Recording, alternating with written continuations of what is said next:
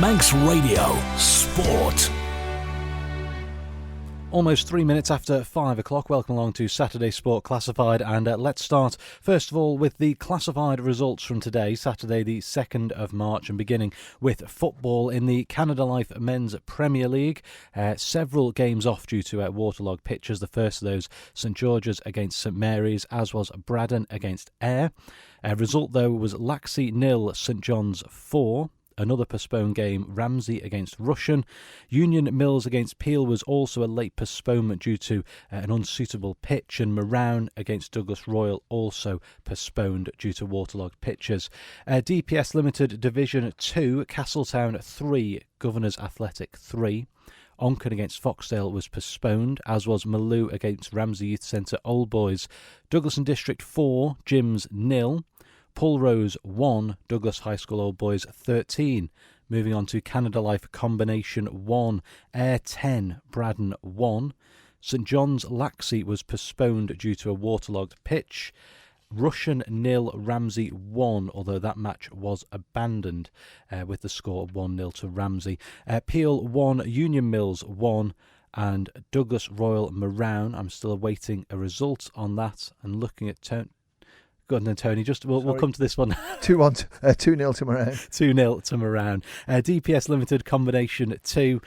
Postponement Michael against Douglas Athletic. Governors Athletic against Castletown also postponed, as was Foxdale against Onchan. We did get a result in the north of the island. Ramsey Youth Centre 14, Maloo 1. And one further postponement, and that was Gyms against Douglas and District due to a waterlogged pitch. Moving on to Rugby Regional 2, North West, Bowden 29, Douglas 8, and in the women's NC1 North West, Vaggers Ladies 24, Didsbury 60. Turning our attention to hockey in the Men's Cup, Vikings A3, Castletown A1, Valkyries A3, Backers A5. In the Ladies' Cup, Valkyries A2, Castletown A4, Backers A2, Vikings A2, with Backers winning 3-2 on Flicks. In the Men's Plate, Castletown B4, Vikings C1, and Vikings B3, Ramsey A0. In the Ladies' Plate, Backers B1, Vikings B1, with Vikings B winning 2-1 on Flicks. Castletown C1, Valkyries B6, and in the Ladies' Bowl, Castletown D6, Valkyries C0, Ramsey B3, Valkyries C0. And Men's Division 2, Valkyries C3, Backers D3, awaiting a couple of results in the Under-15s League. One we have just got in, though, Backers 4, Ramsey Rogues and Rascals 0. We'll get a full rundown on those with Ben a little bit later on in the programme. Also hoping Rob Pritchard will be joining us from the Bowl for a preview of this evening's FC Isle of Man game. Of course, full commentary of that coming here just after 6 o'clock on Manx Radio. Tony Mepham, we'll come back to you, though, now and look at football. Obviously, a day that's been marred with postponements really across the board. It's not been ideal weather across the island over the last few days or so. So lots of postponements in Canada Life Men's Premier League. But we'll start off with Laxey 0, St John's 4, one of the games that we did get away today. Yeah, that's a big result, that one, Simon, to be honest with you, because when you look at the league tables, Laxey is sitting in third place up until lunchtime, played 19 for 34 points. So if there was any problems for Peel or Ayr United, they could have possibly moved up. But St John's, who have played a couple of games less, only played 16 then, with 18 points. It's near enough double the value that Laxey have got. But today it was down to Luke Murray. Absolutely tremendous performance by him.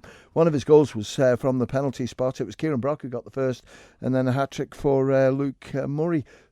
2 goals in first half, 44th minute he got his second one, and then a goal in that second period, and that's a terrific result for St John's. Congratulations to them, and I'm pretty certain Johnny Palmer absolutely disappointed with the way that's gone today. And that was the only game played in the Canada Life Men's Premier League. Of course, that late postponement of Union Mills Peel, and in terms of the table, I'm guessing with so many games off today, not seeing a lot of movement in the Canada Life Premier League. No, it isn't. And let's let you know what happened at Uni Mills and Peel. Basically what it was, I think Peel were changed and on the pitch, but the referee inspected the pitch, and there was just one section that was dangerous, and I've spoke to Dan Bell from Peel, and he agreed that the pitch was sort of not playable, but they had the other pitch there alongside them. That hasn't been played on for 12 weeks. I don't think it was marked, but we'll have a look at that. But the referee passed that one fit. But if the markings aren't right, then you couldn't play the game. So unfortunately, this one here will probably be rearranged. Okay, moving on to DPS Limited Division 2. A few more games in this division. Castletown 3, Governors Athletic 3. Sounds like a good game. Yeah, that's a terrific result as well when you look at the league tables for Castletown. Top of the table, and you've got Governors Athletic who are next to the bottom, and Governors Athletic have got a big sort of semi-final coming up on the 23rd of March, so they're looking forward to that one. Haven't got Governors goal scorers, but what's more interesting in this, Simon, is that Nathan Cardy got 2 goals for Castletown. Alex Crawley got 1. But Governors Athletic were down to 8 players in the last sort of 20 minutes. So I don't know what went on. Injuries, sending offs, I haven't got a clue. But to hang on to that 3-3 draw, absolutely incredible. So well done to Governors Athletic. And, unfortunately for Castletown, that could prove costly at the end of the season. Okay, D&D 4, Gyms 0. Yeah, good game this for Douglas and District, because they had a lot of changes. Paul Gavin with his first goal of the season. Well done, Paul. Daniel Kinley, the same, his first goal of the season. Sam Tipper got the 3rd, and Dan Robinson got the 4th. So good performance there for D&D. And Pulrose 1, Douglas High School Old Boys 13, another high-scoring game involving Old Boys. That's right, and I covered this game, and after 2 minutes, Old Boys took the lead. A good goal by Jacob Stones, and I just thought to myself, this is going to be interesting. But then Pulrose, with probably the goal of the game, to be fair, Brian Lowther from 45 yards out just absolutely unleashed one. Went over the goalkeeper Alex Mazzotta. He stood no chance, and 1-1 it was. But then they had to wait 10 minutes for their second goal, and that was Douglas High School Old Boys. Jacob Stone got that one, and then Craig Stewart 5 minutes later made it 3-1. Then Lee Gartland started. His was a clever chip over the top of the goalkeeper, 4-1. Craig Stewart made it 5. Lee Gartland made it 6. And it just went on and on. Total tally up was Jacob Stone, I think it was, with 5. Lee Gartland got 3. Craig Stewart got 3, maybe 4. And Blaine Slattery got 1. So a tremendous scoreline for Old Boys. And they go into the Cup game next week in the FA Cup with that confidence booster with that playing against St Mary's. And again, looking obviously a couple of games off in Division 2, a couple of the moves and shakes involved in the top as well there. So I'm guessing, again, movement-wise in the table, not going to see a full picture till you get those rearranged fixtures played. Yeah, it is. But I think you're going to look at that, certainly from Castletown, and look at the league table and say now it reads 16 games played for 39 points. Then you look behind them, it's Foxdale who've played 13 for 35. So I think that's a little bit advantage to Foxdale, and these teams play 2 games less because there's a team less in the league. They only play 22, so it's getting very tight, and Michael are just sort of loitering behind them and Onken to see if they can get involved in that promotion battle as well. Okay, Canada Life Combination 1, Ayr 10, Braddon 1. I was following this on social media. Seemed a bit of a flurry of goals towards the end for Ayr. Yeah, I think Ayr had a few players available to play for their combination today, so that's why it went that way. I know Chris Duggan bagged a few goals.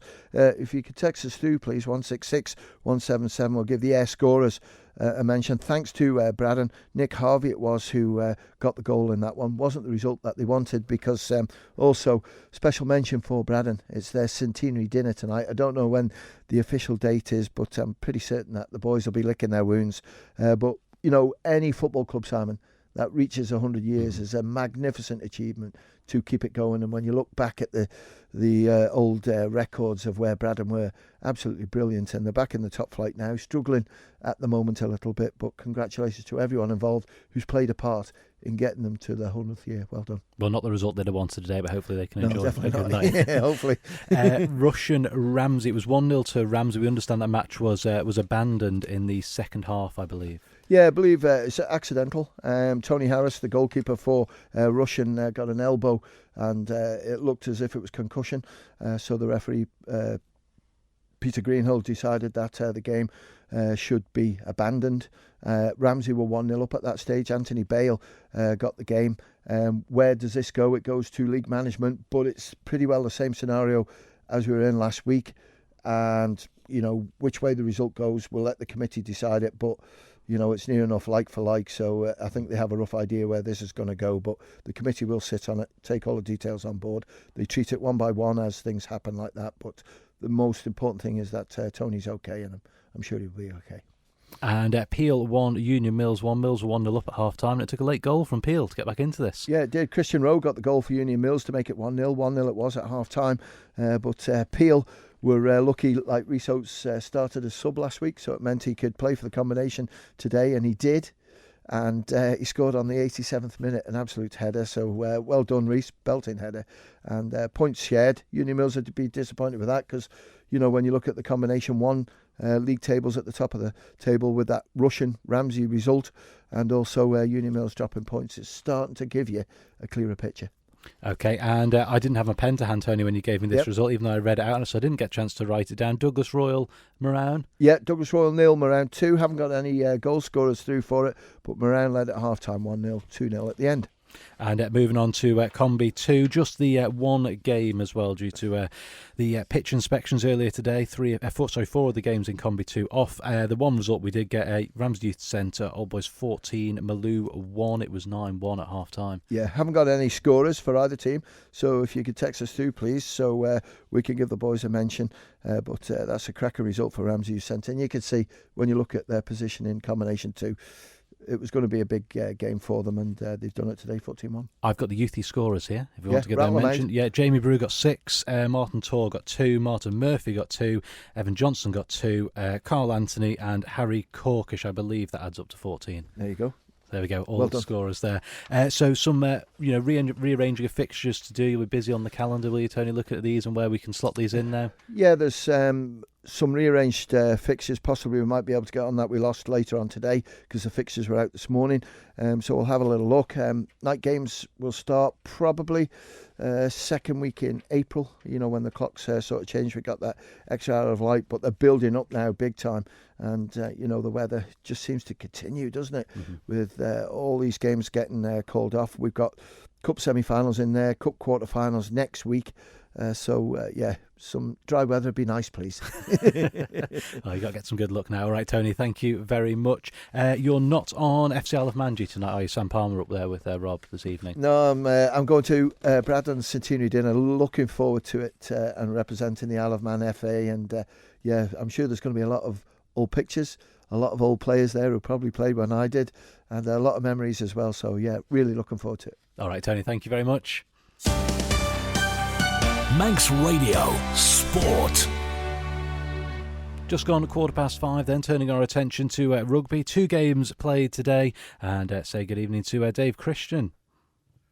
Yeah, good evening, Simon. We'll start with the men's in Regional 2 Northwest. Douglas away at Bowden.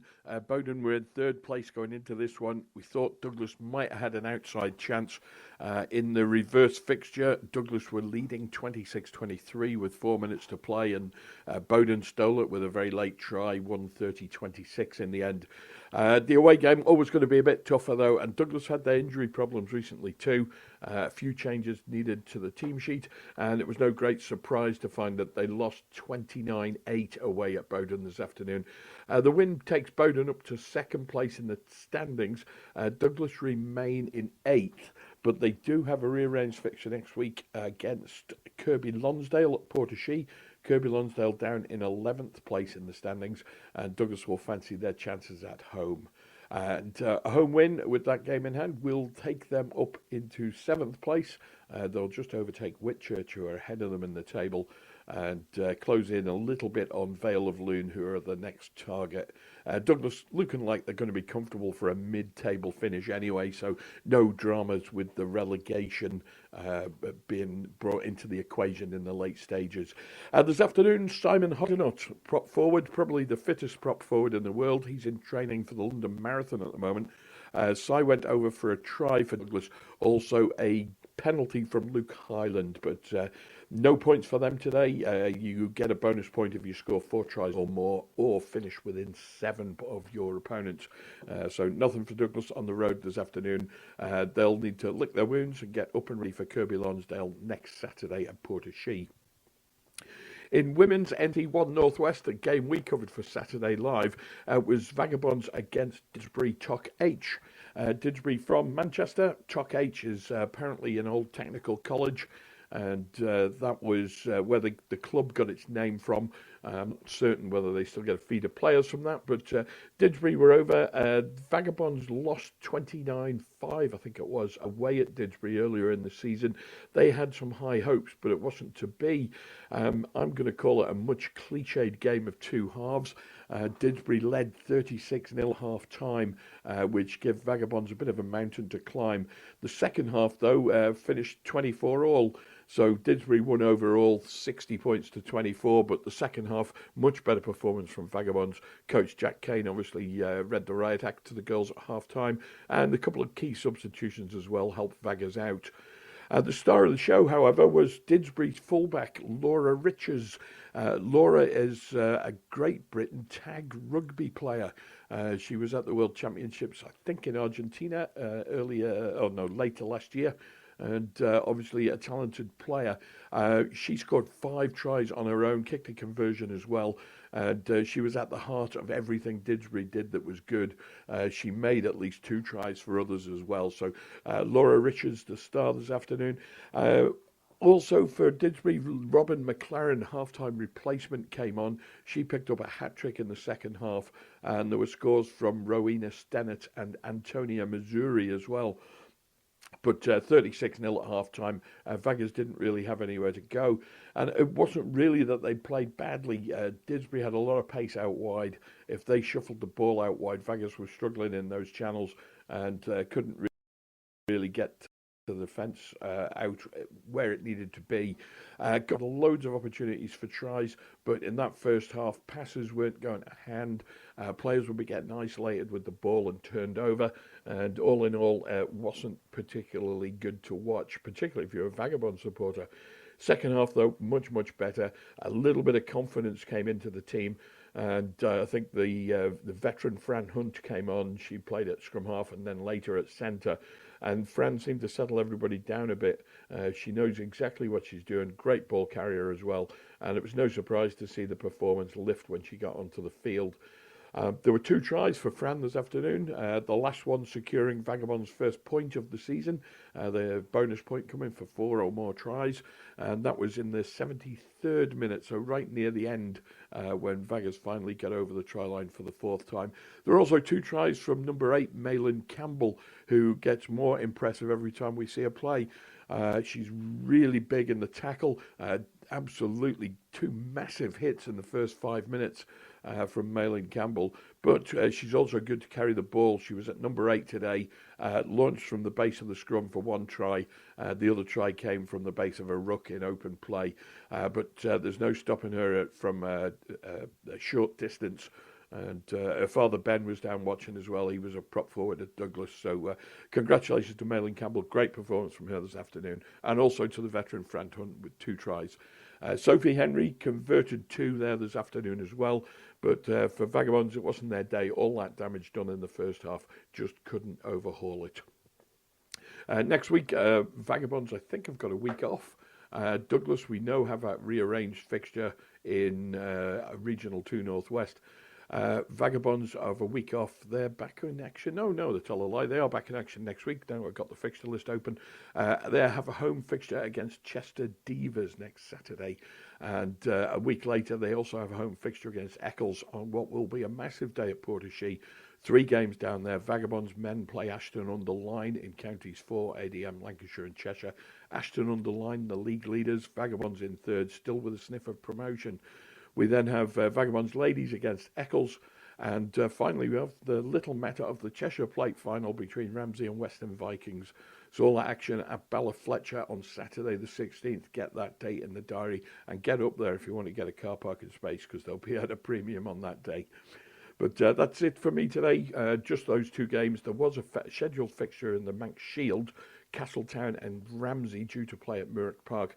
That was called off early on Friday after it was discovered that Castletown were struggling with numbers of players, and Ramsey also have a dose of man flu going through the squad.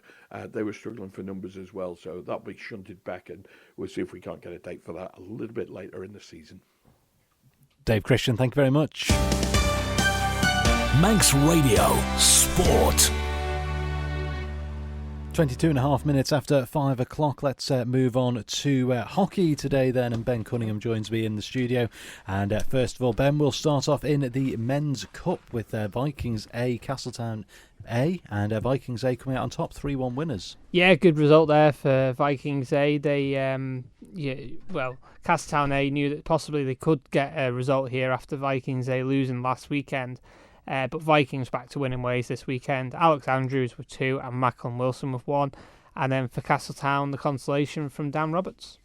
And out in the West Island at QE2, Valkyries A 3, Backers A 5. Yeah, big result here. Of course, when these two met in the league, it was a stalemate. So it's been quite a good game by the looks of it. For Valkyries, it was Chris Cadwell, Lewis Noah Smith and Thomas Titsoffs. And then for Backers, it was Tom Lotham with 1, Tony Bentley Roberts with 1, and Elliot Reid with a hat-trick, which sets up a final now of Vikings A playing Backers A. Okay, and in the Ladies' Cup, Valkyries A 2, Castletown A 4. Yeah, big result here for Castletown. Of course, these two locked level pegging in the league, so we knew this game was going to be close, and of course both these sides were wanting to have a good cup run. Valkyries will definitely be upset that they've not got through to the finals, but I'm sure they'll be looking at possibly what they could get, which is the league. For Valkyries, it was Ellen Cleater with 2 goals, and then for Castletown, it was Hannah Lees, Helena Allen, Nikki Kane, and Evie Watson. And first game of the day going to Flixor Square at full time. Backers A 2, Vikings A 2, but Backers A coming out on top 3-2. Yeah, big shock here. Definitely the result of the day. Of course, Vikings A, league leaders in Ladies Premier League, beaten last week by Backers, and they've been beaten again this week by Backers on Flix, which has now put Backers through to finals day, where they will now meet Castletown A. So for Backers, it was Lucy Cartwright and Rosie Callow. And then for Vikings, it was Sarah Blackman and Kim Carney. Somewhat scuppered your prediction that for the final, didn't it, that game? Yeah, so don't ask me for the lottery numbers tonight. Moving on to the men's plate then, Castletown B4, Vikings C1. Yeah, another prediction I got wrong, so my predictions haven't gone well today, really. Elliot Butler with 1, Chris Stereopoulos with 1, Robbie Volga with 1, and Al Ledridge. And then for Vikings, it was Jacob Hardings. And staying in the men's plate, Vikings B3, Ramsey A 0. Yep, another prediction wrong. A good result, though, for Vikings, overcoming Ramsey, who beat them last week in the league. So, big turnaround there. Ben Dougal, Josh Knight and Charlie Bell, which sets up a Castletown v Vikings B final. Ladies' plate, and another one that went to Flix. It was Backers B1, Vikings B1, but 2-1 to Vikings after Flix. Yeah, and I've been asked to give the Vikings keeper Sarah Presley a massive shout out. She saved 4 out of 5 flicks, so fantastic achievement there under such big pressure, because knowing that she was the one that potentially would be the person to get them through to the final. For Backers, it was Sharon Pope. And for Vikings, it was Morven Smith. And Castletown C1, Valkyries B6. Yeah, good result there for Valkyries against Castletown. Becca Kelly for Castletown. And then for Valkyries, it was Olivia Quayle, Steph Cottier with 3, and Emma Miller with 2, which sets up a Vikings B against Valkyries B final, which I think is going to be a really close game. And the ladies' bowl, Castletown D6, Vikings C0. Yeah, and Sophie Python's definitely had a Weetabix this morning. She got all 6 goals. So big, well done there. But of course, Vikings C, they'll be disappointed they couldn't get a cup run, but I'm sure they'll be just looking to get a good result in the league. And Ramsey B3, Valkyries C0. Yeah, good result there for Ramsey as well. Abigail Harvey with 1, Jan Butler with 1, and Becky Weirman. And that sets up a Castletown v Ramsey final. And let's just, before we move on to the Division 2 and the Under-15s League, let's just recap those finals then. So in the Men's Cup final after today's results, we've got Vikings A against Backers A. And the Ladies' Cup final will be Castletown A against Backers A. the Men's Plate final. Castletown B against Vikings B. And the Ladies' Plate. Vikings B against Valkyries B. And the Ladies' Bowl. Castletown D against Ramsey B. Great. And moving on to Men's Division 2, Valkyries C3, Backers D3 as well. Looks like a fairly evenly matched game. Yeah, this was, as I previewed with Rob, it was a game of youth against experience. Backers D have got a lot of past experienced players, and of course Valkyries have got a lot of youth coming through alongside some of their senior players. For Valkyries, it was Mark Perryman, Alex Devereaux and Johnny Kane. And then for Backers, it was Abby Maddox, Christian Davis and Ash Stanford Sykes. And in the under-15s league, we've got all the full-times in now. So at Harlequins 4, Castletown Sabres 0. Yeah, good result. And the report I've had from both managers was it was a really enjoyable game. And to be honest with you, the last few weeks when we've been looking at the results, me and Rob, we have said this under-15s league has been really good watching because it's just been as good as the senior leagues. For Harlequins, it was Ruby Corellan with 1, Josh Alumbi with 1, Caleb Blakemore with 1, and Anderson Heaton with 1.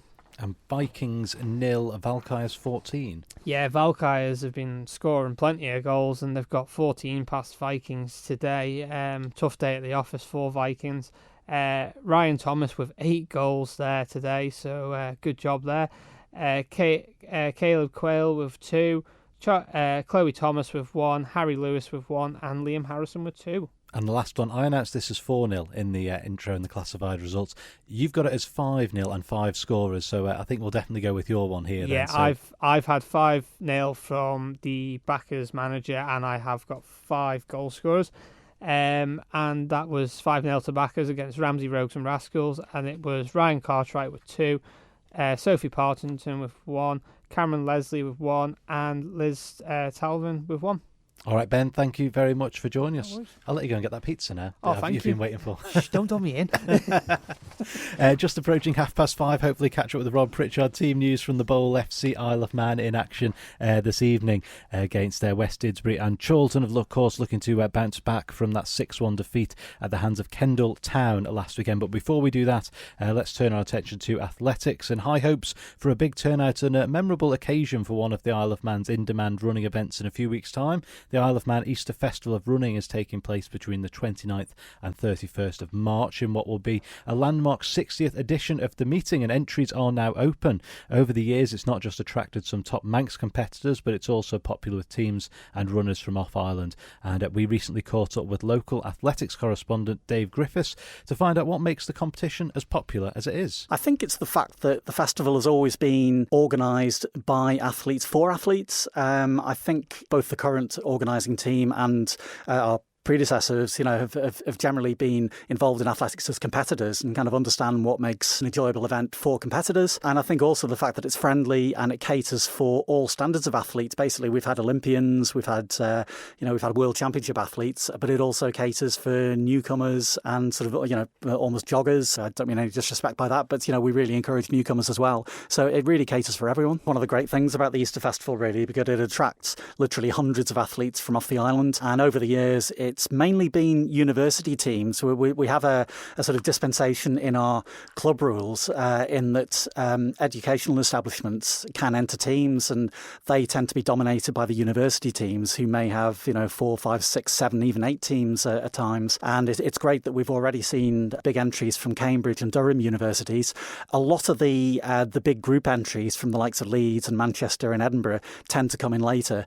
But as I sit here today, we've already had 218 entries, which is really encouraging. And what's really good at this stage is that a lot of those are from locals. Could you just remind us what the total entry was last year? We had an all-time record entry across the whole weekend. I'm not sure what the exact figure was, but it was well in the high 500s in terms of athletes who competed at least one of the 3 races. And looking at the entries from when they opened at the beginning of December, we've consistently been up on where we were this time last year. We also know that some of the big group teams will be bringing people who perhaps haven't been for a few years, but are making a special effort this year for the 60th. So we know that the likes of Manchester, the likes of Leeds will be bringing even bigger teams this year, maybe even 60 or 70 in each group. So it's going to be absolutely amazing.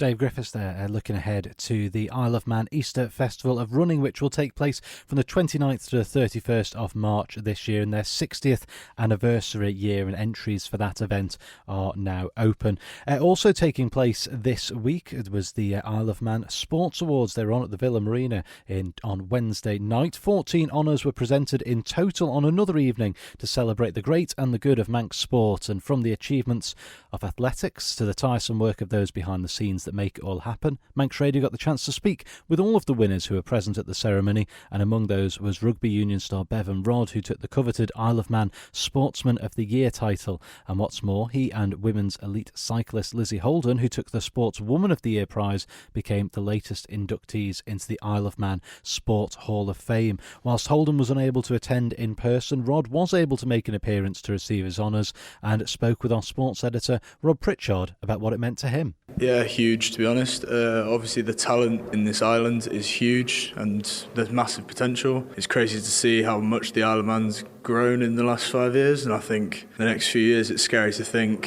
who's going to be next in line, and then obviously to be inducted into the Hall of Fame. Being completely honest, I really wasn't expecting it. I don't feel like I've done enough to do it, but obviously it's been very nice to accept it, and it's an honour. It's been a fair few years now since your time at the Buchan School, going into the Sale Sharks, and now of course England as well. But you're still very highly regarded and highly thought of by a lot of people around here. Does that mean a lot to you to know that there are people here on the Isle of Man that are still really behind you and really supporting you in what you do? Yeah, of course. Yeah, obviously there's not a Manx team, so it's hard not to represent the Isle of Man, but it's an honour coming back here and seeing the love from everyone. And yeah, I really enjoyed my time here. I just simply can't get back because obviously my schedule with Sale and England, but due to my injury now, and I'm able to come back and go back to my old school, give back to what they did to me, so which has been really nice. And of course over the last 12 months, the 2023 Rugby World Cup, how big an experience was that? That was huge, yeah, and as I said in there, it's a dream come true, literally a dream come true. I remember watching it when I was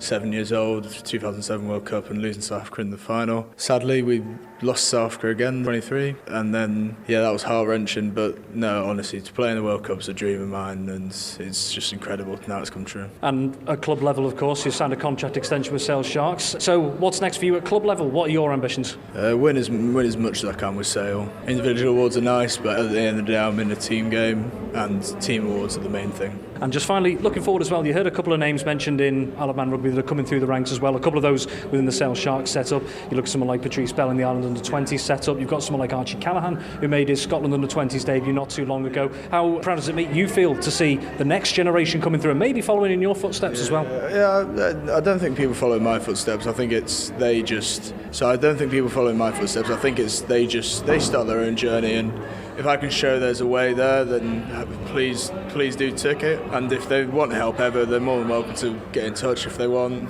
And with Patrice and Harry Thompson at Sale as well, they're great athletes, great rugby players, and I'm convinced you'll see them here at some point because they're very talented people. Bevan Rodd there, speaking to Manx Radio's sports editor Rob Pritchard at the Isle of Man Sports Awards on Wednesday evening. Join me, Chris Kinley, next Monday, the 4th of March, for a brand new Hey But Old competition. Used to do it on the morning show many moons ago. It sees the triumphant return of double gold to the Manx Radio airwaves. It's 2 classic years, it's 10 classic tracks with news and information from those years to help you along a little bit. It's all with our friends at the Ocean Views, and it all starts Monday the 4th of March on Manx Radio, here on Greatest Hits Live. Manx Radio's Double Gold. Manx Radio. Journey to a Dream, the podcast that takes you behind the handlebars of motorcycle racing's ultimate challenge, Roads on the Isle of Man. I didn't realise normal people could race motorbikes. I thought it was something on TV or for superheroes. From the thrill of the speed to the allure of the island's mystique, join me, Beth Espy, as we unravel the passion that drives these riders to push the limits. Childhood dream, it's something I've always wanted since being a kid. Journey to a Dream, available now at manxradio.com or your usual podcast provider. Manx Radio Sport. 23 minutes away from 6 o'clock here. It's Manx Radio Saturday Sport Classified. Simon Quine with you through until 6 o'clock this evening. And we'll turn our attention to cycling now. New plans have been revealed for a significant shake-up of competitive cycling events across the island over the coming months. It sees the formation of what will be known as the proper Manx Spring Series, which will combine elements of the bike-style Derby Series and Canada Life 10 League to offer a mix of both road racing and time trial events. That revamped format is the work of Manx Viking Wheelers Cycle Club in conjunction with the Isle of Man Cycling Association.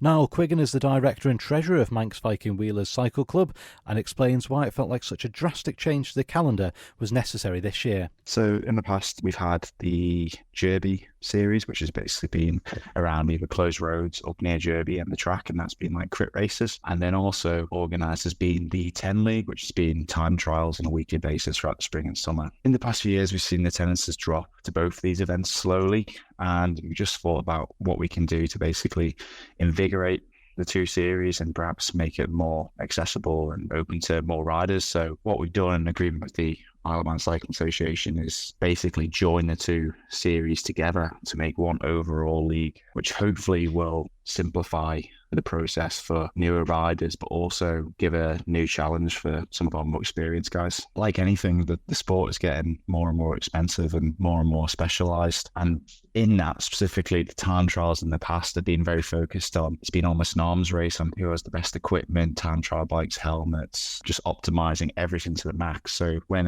newer riders come along and they see someone riding a £10,000 time trial bike, it can put some people off. So this series is focused on people just on their road bikes. So while you can do our time trial events on a TT bike, where for league purposes, it's all about riding your road bike and pulling what you got out of the garage, you just having a go. I think success would be seeing some new faces turn up that perhaps haven't had a go in previous years. People that have had a go at the time trials but not had a go at the crit races or road races and vice versa. Because all we're trying to do is make it more inclusive and more open to everyone. If anyone that comes along to our events, come and say hi to any of our committee members and they'll talk you through exactly what to expect, what to do outside of the series in terms of group rides and basically trying to grow the community as a whole. Niall Quiggin, the director and treasurer of Manx Viking Wheelers Cycle Club, explaining those changes in competitive cycling events across the island. 20 minutes away from kick-off at the Bowl, FC Isle of Man taking on West Didsbury and Chorlton in North West Counties Football League Premier Division this weekend and looking to bounce back from that 6-1 defeat away to Kendal Town last weekend. Full commentary coming after 6 o'clock from Rob Pritchard and Sam Palmer, and we can go down to Rob now at the Bowl and find out team news this evening. Hi Rob, how are you? Very well, Simon. Faster my good evening. Yes, welcome to the Bowl as FC Isle of Man, after a tough couple of defeats in their last two outings, return to the Bowl this evening in NWCFL Premier Division action against West Didsbury and Chorlton, a fixture that has produced huge entertainment over the last couple of seasons. We can bring you the team news for both sides right now. So, for FC Isle of Man, in goal is number 1, Adam Killier. Then it's number 2, Callum Sherry. Number 3, Connor Birch. Number 4, Philip Kelly. Number 5, Alex Maitland. Number 6, Carl Watson. Number 7, Daniel Gerrard. Number 8, Tiernan Garvey. Number 9, and the captain, Sean Doyle. Number 10, Daniel Hattersley. And number 11 is Charlie Higgins. The substitutes for FC Isle of Man: number 12, Frank Jones. Number 14, Furo Davies. Number 15, Steve Whitley. Number 16, Owen Sherrod. And number 17 is Jacob Crook. And for the visitors, West Didsbury and Chorlton, in goal is number 1, Alexander Hughes. Number 2, and the captain is Matthew Cook. Number 3, Thomas Westall. Number 4, Astley Mulholland. Number 5, Connor Hancock. Number 6, Matthew Smith. Number 7, Billy Matthews. Number 8, Rain Davis. Number 9, Benjamin Elliott. Number 10, Lee Grimshaw. And number 11 is Lewis Billingsley. And the substitutes for West Didsbury and Chorlton: number 12, Oliver Ford. Number 14, Tyrese Beaumont. Number 15, Callum Graham. Number 16, Ezekiel M.A. And number 17 is Kieran Malloy. Your referee this evening is James Birch Ford, and his assistants are Adam Stretch and Daniel Manning. Well, going into this particular game, FC Isle of Man, their manager Paul Jones has been calling for a positive response this week to that hammering that they sustained at the hands of Kendal Town over in Cumbria 7 days ago. But they come up against a West Didsbury and Chorlton side who not only have an almost identical record, I should say, in the last 6 games, then West Didsbury and Chorlton themselves have also been struggling for game time themselves. 4 of their last 5 games have in fact been postponed leading up to this. Their latest game was in midweek, a 1-1 draw at home to high-flying Prestwich Hayes. But before then, you have to go all the way back to the 6th of February for the last time West Didsbury kicked a ball before that particular matchup. So West Didsbury and Chorlton looking to maybe just find a little bit of match sharpness as well coming into this one, with both teams as a whole just looking to find a little bit more momentum after their last couple of results to maybe just push them a little further up the table. For FC Isle of Man's perspective, a win tonight could put them as many as 3 places higher up to 11th in the table, depending on results elsewhere. It's a game that has invoked huge memories from FC Isle of Man supporters' perspective over time. In the inaugural season, the last-minute winning header in the 94th minute from Sean Dahl here back in the 21-22 season, and that incredible overhead kick from Luke Murray last season over at Brookburn Road.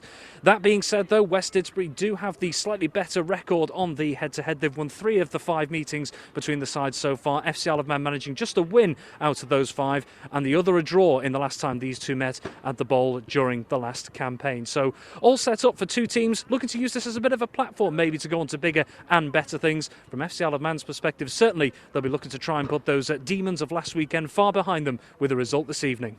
Traditionally as well, Rob, the games between these 2 teams at the Bowl, fairly high scoring, hoping to see some goals down there tonight at the Bowl. What's the crowd looking like down there? It's obviously a fairly decent evening across the Isle of Man.